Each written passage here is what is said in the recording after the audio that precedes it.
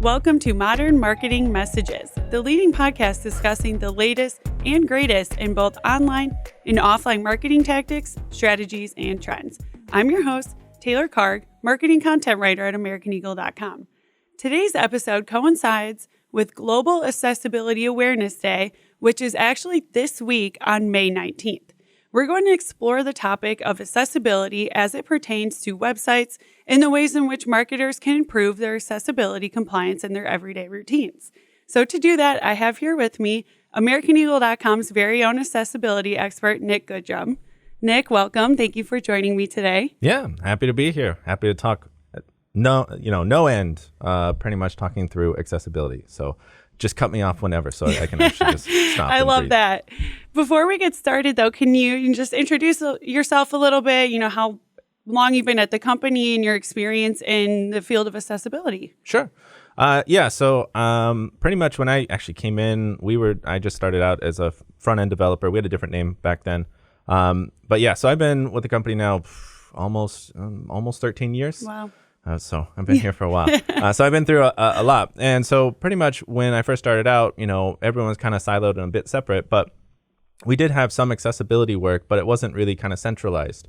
And so pretty much as I started to rise up the ranks and actually start to want to focus on standards and best practices, I really fell in love more and more with accessibility because it started to just really show how if you focus on accessibility, you actually make better products in the end. Yeah.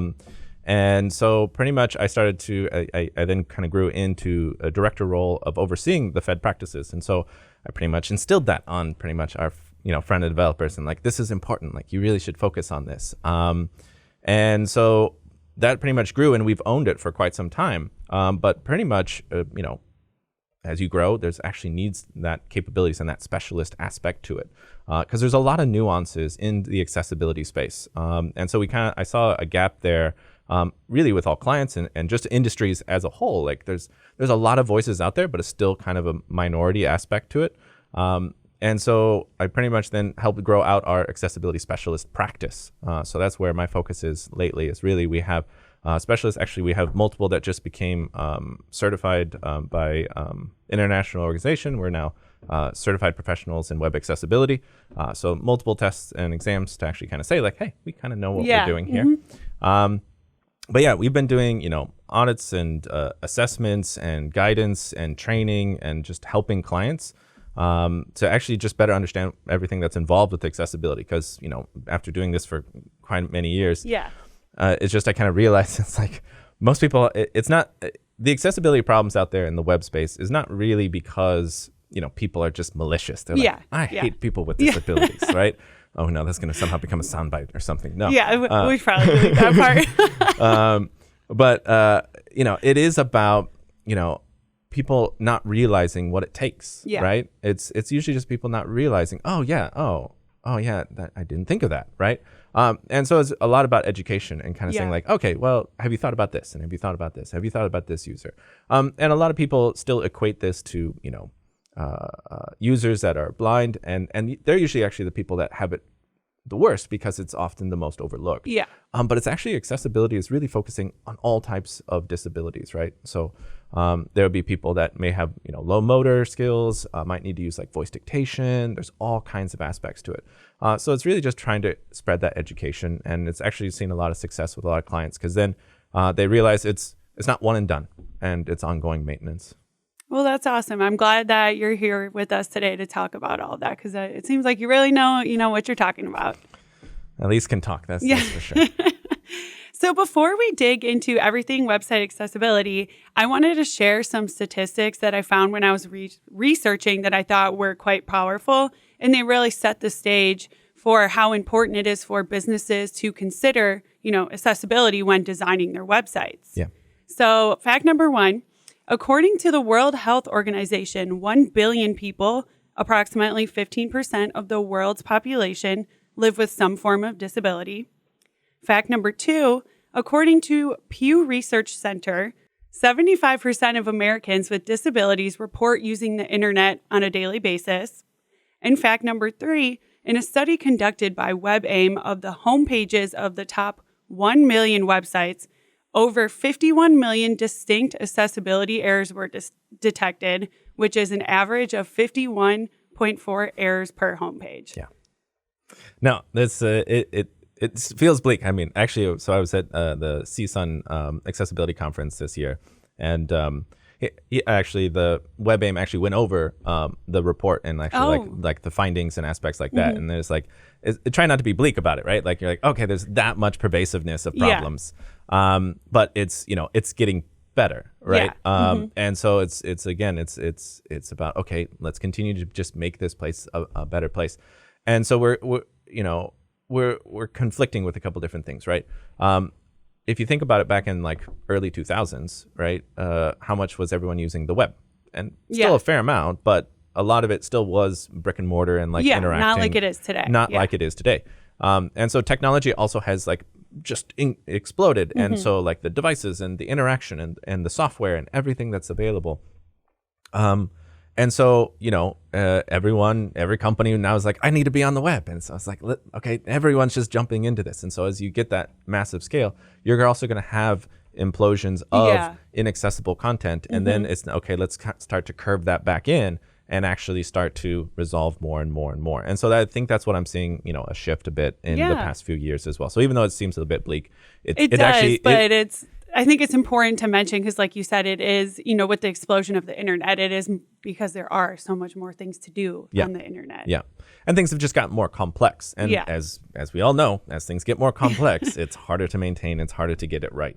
And then, so just kind of clarifications on a couple of those points, right? And it's something to think about from the marketing standpoint is, also knowing your audience, right? And so, that number of, 15% or something, it's also, it increases of the percentage of that group of people increases as you get older, right? I mean, eyesight, no matter how much we try and say it, it's like, it doesn't last forever. No. It all starts to go downhill, right? And so you start to see older markets. So, depending on what the focus is, right? As a marketer, you actually will want to think about how that actually impacts a larger and larger group of people in that audience, right? And so, another aspect as well, when we're thinking about accessibility, is the audience, right? We were talking about older audience, right? They're also using the web more, right? The same thing. So it's, even if you say like, everyone that fell in love with the internet, even back in the 2000s and even earlier, even the early 90s, right?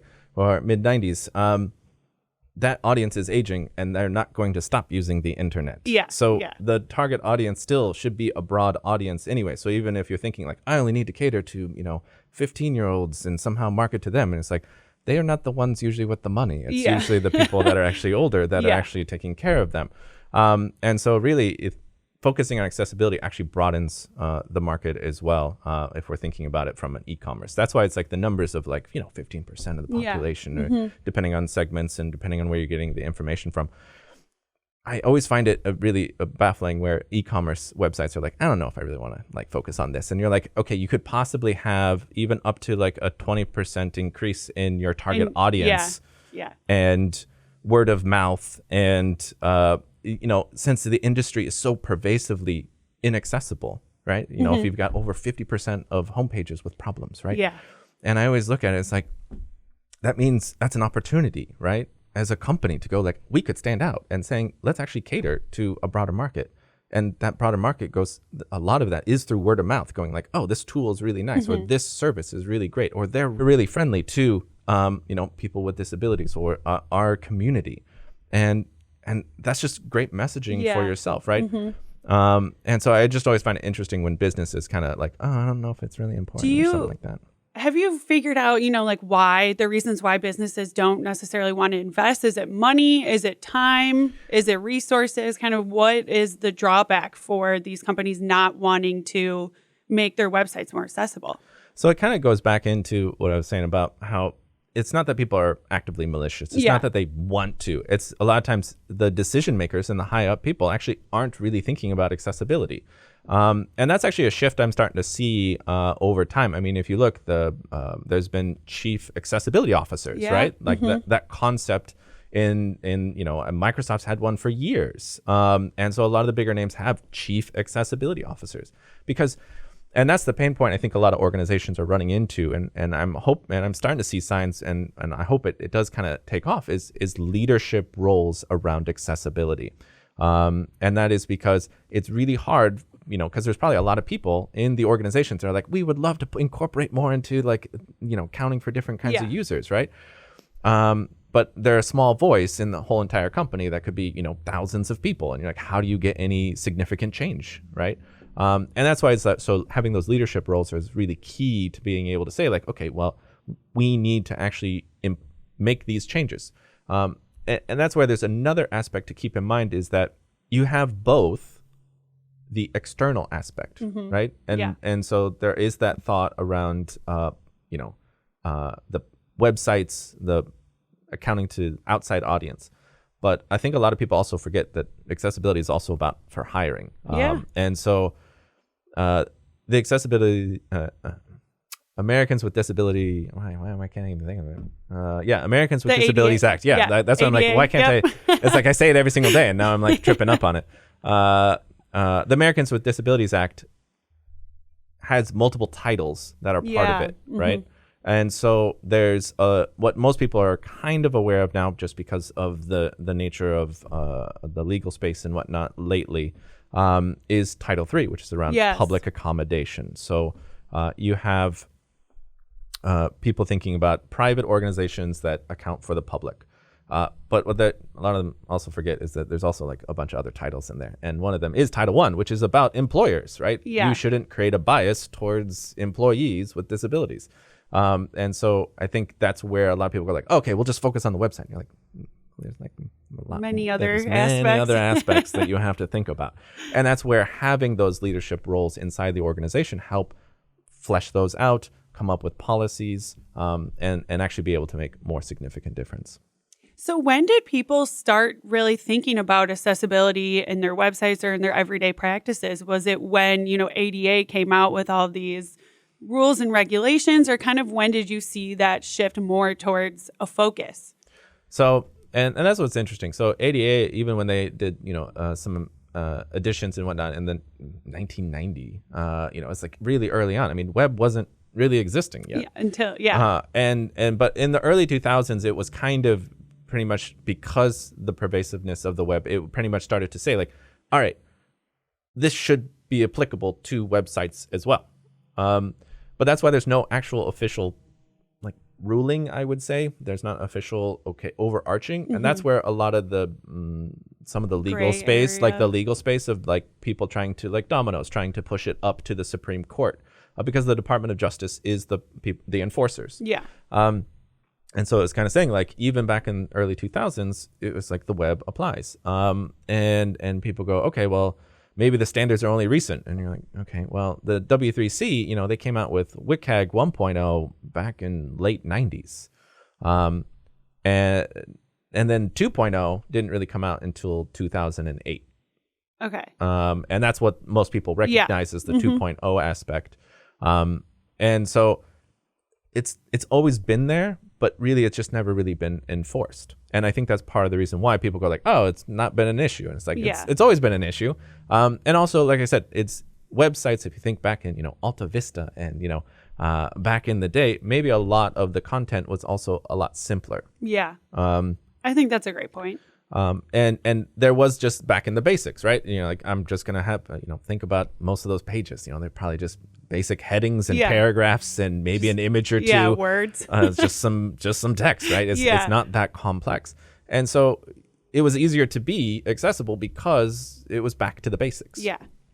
Well, not back, it was the basics. And so over time, what ended up happening is it got more complex. And at the same time, there wasn't really much enforcement. And so early, and again, I'm no legal expert or anything, but I can see some of the cases that were happening. And early on in the early 2000s, you had, airlines that had suits and aspects like that, but they've often kind of said, oh, well, you could go to a travel agent, you could call in, you can do all these other services. And it's like, you don't really need to be on the web. But like we were talking about, how much is everyone on the web on a daily basis? So it's like many people probably aren't even willing to admit how much, the iPhones and whatnot tell you how much screen time you have. And I'm sure it is quite high for a lot of people. And so it's just part of life now. And so that's why enforcement has started to grow. Even with Netflix having a lawsuit back in the day, Target, it started to move from brick and mortar, and then it got into that ethereal virtual space, right? Netflix didn't have a brick and mortar; there was no brick and mortar to it, right? Yeah. And so, since there's no official overarching, this is what you need to do. What ends up happening, and like, what is public accommodation? So Title III, like, what is public accommodation? And that's where I think a lot of the misunderstandings and the legal space around that is.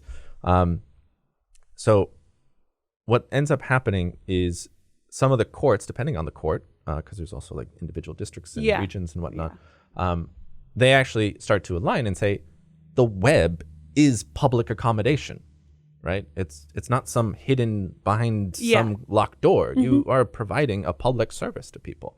And that's kind of how it aligned to Netflix when they were trying to say like, okay, well, do we need to have captions, and do we need to have, audio descriptions? Do we need all that stuff? And it's like, well, yeah, you kind of do. You could do, yeah. Yeah, absolutely. So what are the latest right now as we are, 2022, what are the latest web accessibility guidelines? I'm sure there's a lot, but, just a few of the overarching ideas or themes. Yeah. And so what ended up happening when we talked about, in late 90s with WCAG 1.0, right? Like then in 2.0, that came out in 2008. And that was a year after, the first iPhone came out, right? And that was a year before even the first screen reader on a mobile device was kind of set up for iPhone, right? For voiceover. And so 2008's version of 2.0 had nothing about mobile. Like, they didn't think about it at all, right? Yeah. Because it wasn't a thing yet, right? Yeah. And so that with changes in technology, guidelines and approaches need to increase as well. And so it took a while, about another 10 years, for 2.1 to come out. And so then there's another area in the government space called Section 508 in the U.S., right? Okay. And Section 508 is for federally funded sites. It's kind of procurement. So it's if the federal government's buying something from a particular, like a service or something, that service needs to also meet compliance needs. Okay. And back in the day, they actually had their own list. They said follow these rules, and then just about the time that 2.1 came out, they said, okay, now WCAG 2.0 is the requirement. Oh, okay. And it was just like, well, you just missed 2.1. You just missed that. And so what ends up happening is so we have 2.1 because, okay, WCAG is not flawless, right? Yeah. Technology changes, okay? Or there's closing gaps, right? Because you think you've written it just buttoned up and everything is taken care of. And you're like, no, actually, there's a way you can sneak past this because of just the terminology. So 2.1 was trying to also, broaden it to cognitive disabilities, because that wasn't really as much of a focus earlier on, right? Because so much of the web was, okay, early on thinking of like, okay, well, screen readers, keyboard users, there's so many different kinds of users that people aren't thinking about. And now it's, okay, we need to broaden that. And it's also more about cognitive aspects as well. And then also, okay, yeah, mobile devices are kind of pervasive. Everyone's using them. So we should actually incorporate aspects like that. Yeah. And then it's taken a little while and it's been pushed back a couple of times. But WCAG 2.2, if all goes well, will be this September. Oh, cool. Okay. And so that one, again, is trying to just add in specifics. Everyone kind of goes like, oh no, which version are you using? 2.1, 2.2, is it 2.0? And the thing is that all of these are really clear. A lot of them are clarifications and a couple extra additional technology focuses. So a lot of times when we're even looking at 2.0, what a lot of assessors and people reviewing things against 2.0, we're kind of already calling out the issues that are called out in 2.1 and 2.2. They just didn't have the verbiage to reference that. Okay. So there's things like focus outlines, right? A sighted keyboard user should know where they are on the page. Yeah. But the verbiage at the time was just like, you need to have a certain contrast, and there's not really anything about outlines or the size or anything like that. But, you can kind of go like, oh, that's kind of hard to see. You probably like best practice, you should do something. And so when we're suggesting as a best practice, it's now kind of gotten to the point with 2.2 where you go, this is exactly what you should be doing, right? So now it's just what used to be said is, that's a problem and you should do something about it, but we don't have it fall under a very particular success criteria because you're kind of outside of that in a nebulous realm. Okay, now it is. So it doesn't really change things too much, but it does add some clarification against particular features that most people didn't really have until more recently with more complex structures. I mean, I think that's more helpful too. Each time it gets further down, the number will be at, what do you call it? WCAG? Yeah. So it all came from, so I believe what it is I think Sharky, or one of the kind of the early voice synthesizers devices and whatnot, when it would read WCAG, it would read it as WCAG. Yeah. Okay. And so that's where it kind of, so it's not me. Well, no, I just was like, wait, I remember what it's called, but I can't really remember. Yeah. And for everyone there, so I apologize. It's Web Content Accessibility Guidelines. So I've been throwing the term out again. I get so used to it. Yeah, so WCAG is fine, but a lot of people in the industry also say WCAG just because of all the. There's actually I think around 2008 when it was released, there was a video, like a song made. Really? And a video about it. So if you look up like the WCAG song or something, you can kind of listen to it. It's like Schoolhouse Rock. It's a playful thing, but with excitement that 2.0 had come out. So.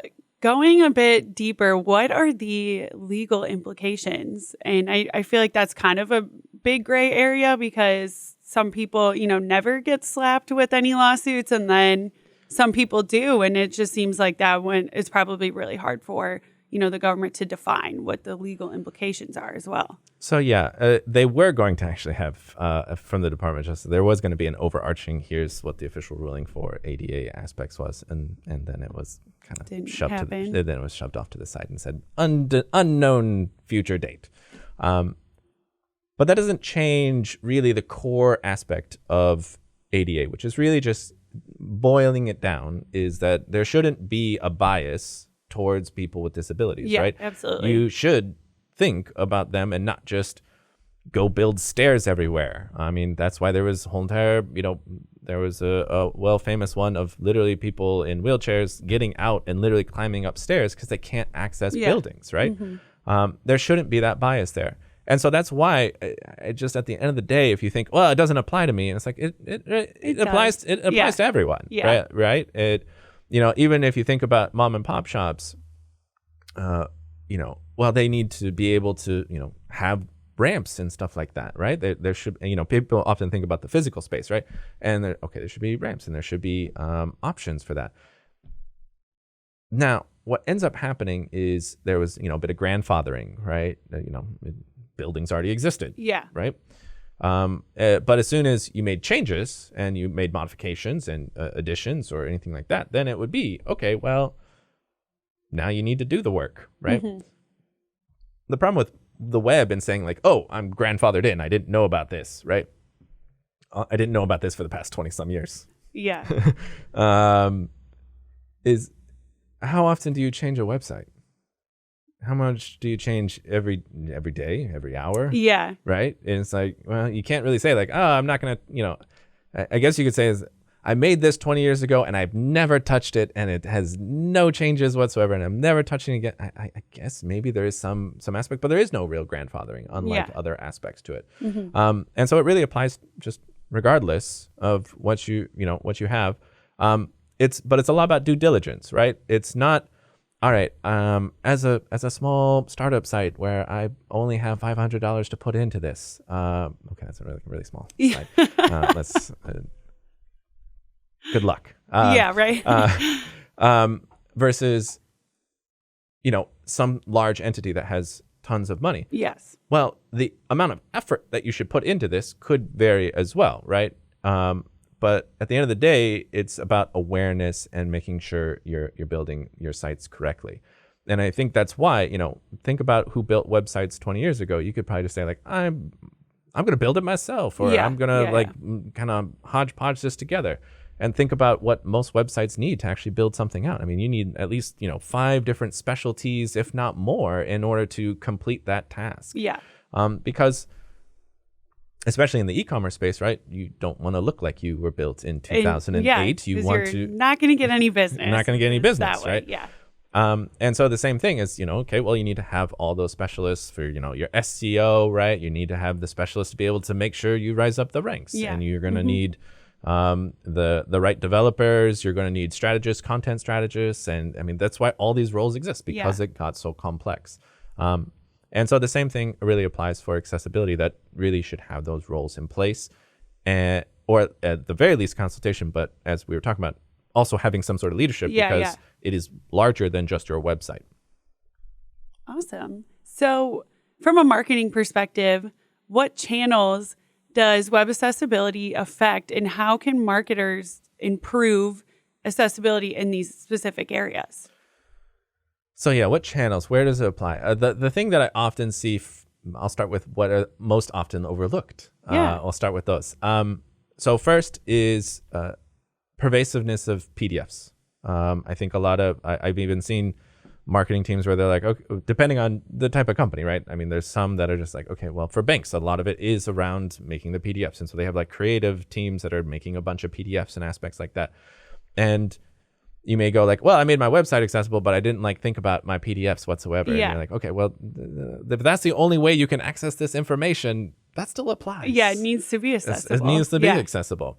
And I often go like, oh, well, or I often hear it's like, well, it's just for print purposes. And you go, what? How do they get the information otherwise then? Yeah. Right? How do they print it? How do they print it? And so what I often see is, in banks and other areas where they go like, accessible alternatives available upon request. So because, right, if you have print, right, if you have printed materials, and you go, okay, well, I printed out all this, this aspect. Well, how does someone that has low vision or is blind, how do they access that same information? And that's the beauty of the web, where I think there's so much focus on still PDF and being able to print out and do things like that. But the web, just having HTML, text, content, that can be read by screen readers. That there's multiple tools and ways of digesting this exact information. And so I also see a lot of pervasiveness of like, okay, well, fill out this form. And that form is a PDF. And okay, well, how are you going to fill that out if you have low mobility? Yeah. How are you going to do that? But versus, oh, we put that form on our website and you can fill out that form. And now, as a person that had to actually filled out forms in college, I had, one of my jobs was like, okay, I take forms and I literally enter it into a database. Okay. Right? So someone had to physically write it, and then I have to physically go put it in the database. Put it in the database. Why even go through that process when someone could just fill it out online? And then it's seems a little redundant. It's redundant. But that's what's ended up happening. And so I often kind of go, well, do you really even need the PDFs? And if it is available on the web and you have all this accessible options, then yes, if you're going, well, we sometimes do have to print it out for maybe, presentation or something along those lines. Well, that's what it is only really for print. And that's fine. But I see a lot of blurry area in that space. Another area I often see is this stuff right here, right? Podcasts, video. The web used to be, okay, a bunch of images and text, but really with, TikTok, all the social media aspects like that, video has become, okay, this is our great communicator. And the amount of times I've said, okay, have you thought about your transcripts, your audio descriptions, and your closed captions? And the amount of times I feel like the answer is always like, really... wait, what? Yeah. What are those things? I go, okay, let's go through each one of those, right? And so I think most people are aware of captioning. I use it all the time, but that's because I have two little loud kids, and so I just like to read things while I listen to things. And so that's another thing as well. When people go, okay, well, should we even focus on, people with disabilities? And well, actually doing that accounts for even broader audience, right? Yes. Okay, well, when we think about ramps for, physical handicaps for in the physical realm, how many people have used a ramp that doesn't have a They disability? don't necessarily need to use the They ramp. don't necessarily need to use the ramp. And you're like, oh, a lot. And people with strollers, there's all kinds of benefit, right? And so the same thing here. You have captions because people are maybe there's also temporary ones, right? Temporary disabilities. And there's also just people in a loud coffee shop that just want to be able to like read what's going on without having to listen to it, or they don't have a headphone jack. And so you're really accounting for all these users by putting in closed captions. Then the other area that is often forgotten about is transcripts, and descriptive transcripts. So this is where it starts to get into accounting users with low vision or users that are blind.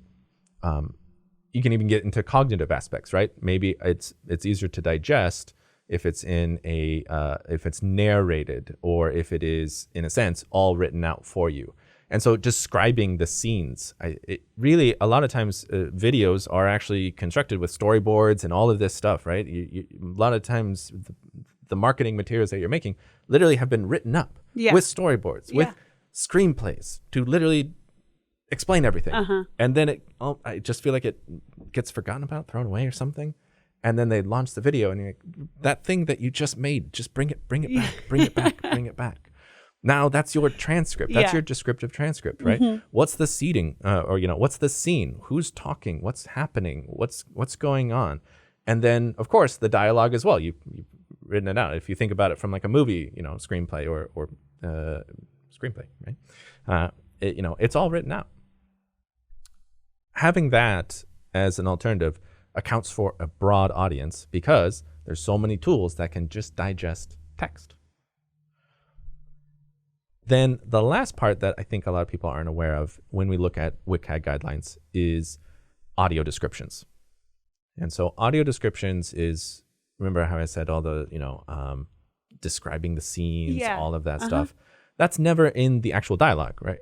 When you're talking, right? Yeah. No one's saying, look at that shelf with a pot on it, right? No one's explaining that there's a shelf with a pot on it, but I'm talking about it, or I'm talking generally around it. Yeah. And so I often give, different examples for people to kind of realize what is audio descriptions. And so I often go with, Indiana Jones, the first movie, and it shows my dated age. And when, he takes the totem off of the pillar or whatnot, and it sets off a booby trap, right? And that actually is a giant boulder. How much dialogue is happening in him running away and escaping that? There's really, if I remember correctly from seeing it live at Disney World, there's really not much besides, the music behind it. There's music, there's rumbling, there's grunts, there's slams and those types of noises. There's nothing to describe what's happening. So imagine if you closed your eyes and just heard that and never had seen the movie, what happened, right? No one would have any idea. You're just like, something is happening. Sounds intense. Yeah.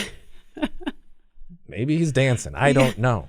And so that's where audio descriptions come in. Narrate. So it's think about it when, parents read to their children. They're like narrating the scene and, it kind of explaining things. That's what you're doing. You're narrating it. Or I think of it, like as listening to the sports game on the radio. Yeah. When you're in the car, you can't, watch it on TV. So you listen to the guys talk on the radio. Yeah. Who's playing? What's happening? Yeah. What's there's, you can hear the crack of a bat or something, but beyond that, you have no idea what's actually happened. So that's what it is. It's narrating the scenes, and doing that in real time so that people can enjoy the experience. Yeah. Right. But that takes effort. And if you haven't thought about it at all, which many have not, and you're already 1,000 videos in, it gets scary to people. But that's why I try and bring it up front. And I go, again, get back into that due diligence. Yeah. Right? Okay. Do you have to fix them all by tomorrow? If you can, that's amazing. Yeah. I don't think typically things don't work, as quickly as we'd like that to happen. But it's about coming up with a process, right? It, especially in that legal space, right? Where they're like, what are the legal ramifications? And I go, I'm not a legal counsel, but I would think if you showed up in court and said, look, we've have a whole entire process. This is how we communicate with our producers. This is the process we do for creating the transcripts and audio descriptions. and we have a backlog of 1,000 videos, and we're working through them. We're like 30 videos in, but we're still working through it. Going through the process. We're still going through the process, and we're working towards it. We'll look a lot better than when someone comes and says, you haven't done anything for your video content whatsoever. And you go, what do I need to do for my video content? Right? It's a very different aspect. So it is about that due diligence. And so in the marketing space, so there's like the two main ones that I always like to call out because people don't think about it whatsoever. The other areas would be, if you think about it, the carousels and the banner images that everyone loves to do, is, there are aspects that you have to think about. There's also, depending on whether the marketing team is just really more on the ad space area or if they're also on the web development, because each company is a little bit different on where the marketing team is focused. But if the marketing team also owns the website, a lot of the decisions that you make can impact accessibility. It's not necessarily always that it's not all on the developers. There's a lot that the developers can do. But it's a two-way street, and there's a lot of business decisions that can totally impact things. And so, for example, the amount of times I've had to have hover-based conversations on functionality, and pretty much they're like, I want hover. It needs to be there. And they're like, there's only one user type that has this. There's literally every other user type doesn't have this. And it actually has gotten easier because of the mobile space to kind of go like, remember, touch users, how they don't have hover. And so, but focusing on accessibility from the get-go, you wouldn't even have to have those conversations, right? So it's your website, your banner images, your business decisions, what platforms you even choose has an impact, because people go like, oh, it's so much effort to fix. Yeah, it takes a lot of effort to fix after the fact. If you planned it correctly up front, there's cost and there's testing and there's people involved and there's effort, but that goes with anything making a website. So the cost actually is not that different if you think about it, that I'm going to build a site with best practices and hours like that. Yes, there's some extra effort, but it feels like it's just normality versus and I often get this where they're like, how much will it cost? And it's like, if you're asking that question, it will probably be more. More than you're willing to spend. More than you're willing to spend because you haven't thought about it. You haven't planned for it. And so that's why we've really changed to be more proactive and just really try and say, like, get the information out there, educate, let you know that there are things that you should start thinking about and planning for.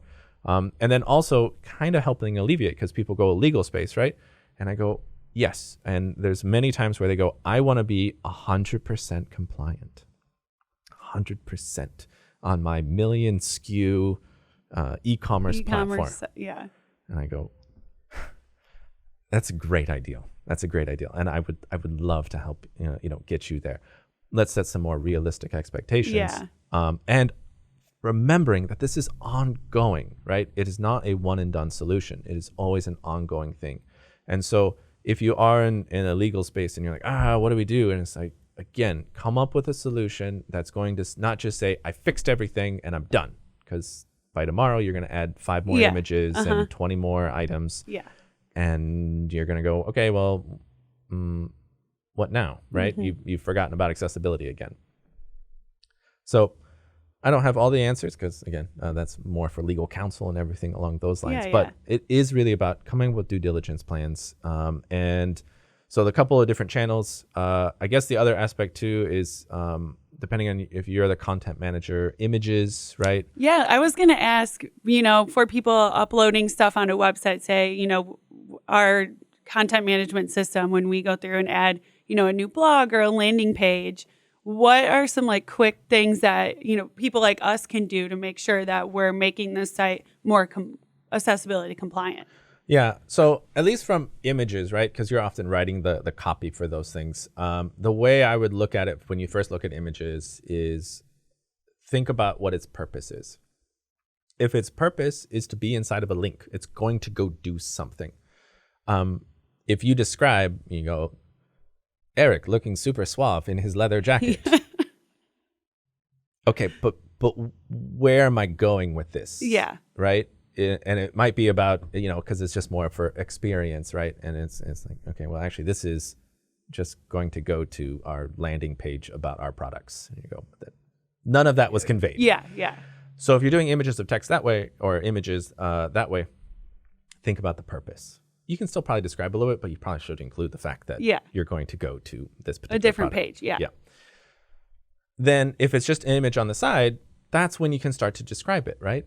Create the experience for the end user. A lot of people think screen reader users are going to just not care about images, but I've actually gotten feedback from many where they're just going, this site is boring because I don't have any images. Yeah.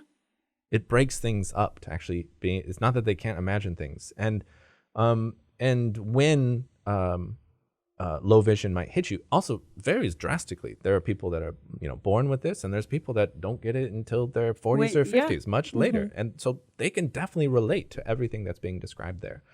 And then there is a rare, kind of rare case that if you've already described everything, right? A lot of times it's like images of icons. Okay. Where if you're going to go like email, and it literally the text email is right there, and then there's an image of like an envelope or something. You can, I guess if you want to say, envelope meaning email, and it's like that, no, it's already described. It's literally right next to it.